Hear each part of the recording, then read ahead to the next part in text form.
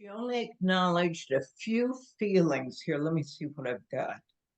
Frustration and agitation.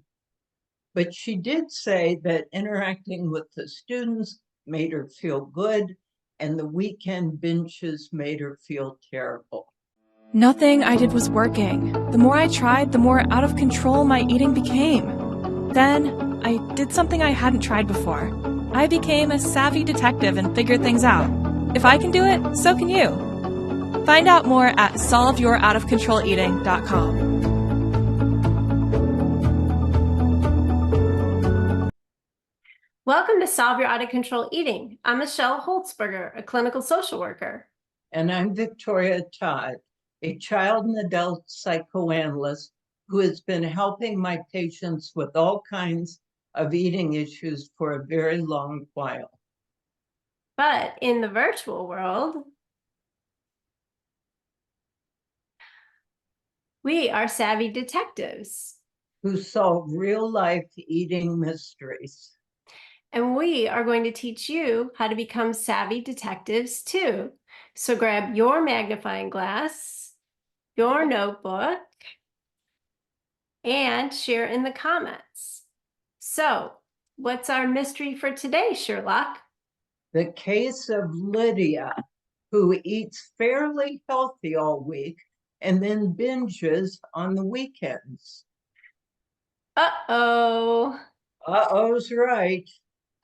So here we go. Step into our virtual office and be like a fly on the wall for this brief therapy session, and then stick around afterwards for our detective work and practical advice. Now, here's Lydia.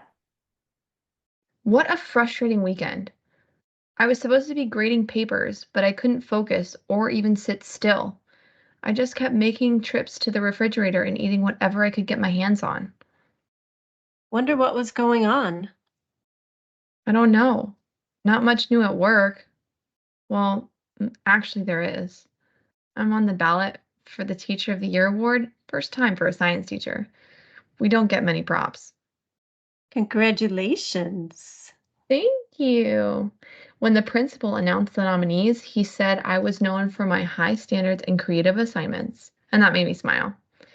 And I do enjoy most of the interactions with my students. Boosts my confidence and makes me feel good.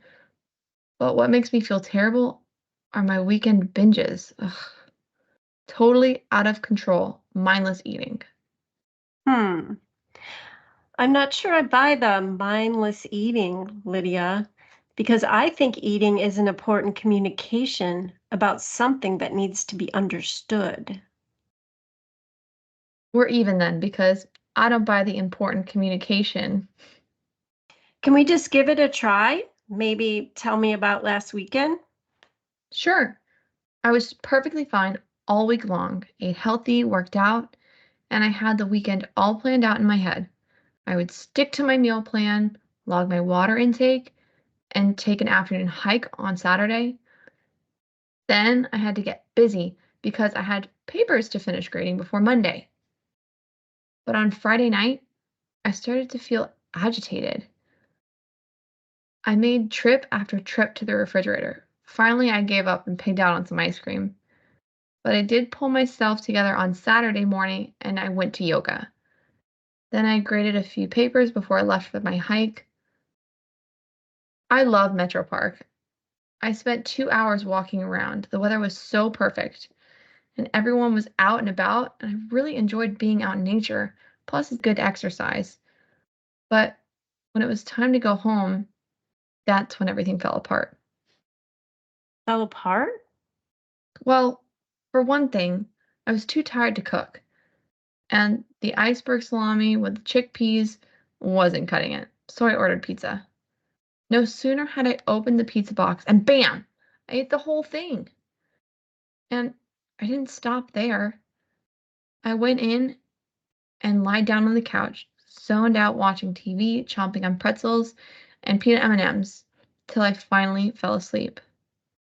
Sunday wasn't much better because I totally felt hungover, like a food hangover. But I forced myself to grade papers and I mindlessly munched away on chips after chips. Ugh. And that's how my weekends go, like a scene from the movie Groundhog Day. I eat a plethora of healthy foods during the week and a standard selection of junk food on the weekends. Well, I notice how you're focusing on the food. I'm not really hearing much about your feelings. I'm not much of a feely person. Food is all I think about on the weekends. I wish you would teach me some behavioral tricks to deal with my ravenous appetite. I bet you know more tricks than I do. I know about keeping a food journal, putting your fork down between bites, brushing your teeth, and stuff like that, but I can't do any of them. Something just gets in the way? Yes, Wonder what it is. I don't have a clue. Now comes the fun stuff, the detective work. Let's see if we can figure out why Lydia binges on the weekends. Lydia made it clear in the very beginning that she didn't buy any of this therapist talk about eating being a nonverbal communication that needs attention. And she only acknowledged a few feelings. Here, let me see what I've got.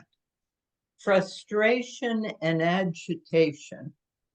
But she did say that interacting with the students made her feel good, and the weekend binges made her feel terrible.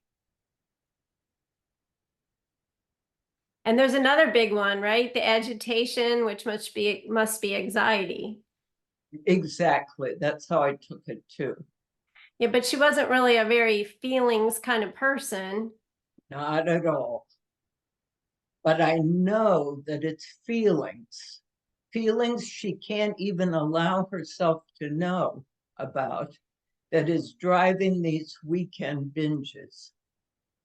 And another thing, the binges are repetitive and predictable, kind of like a scene from Groundhog Day. That's right. You know, Lydia is obviously an invested teacher and, she cares a lot about her students, but when it comes to the weekend, she doesn't really have any interaction. I mean, had she not gone out for that hike or walk, she would have been completely alone and with no human contact all weekend. Very good point, Watson. When Lydia is faced with being home alone, returning home from work on Friday night, going home from the park, it's when she's faced with being all alone at home that she goes into these binges. We don't know why at this point, but being home alone is very hard on her. Yeah, at this point, she really needs a protection plan.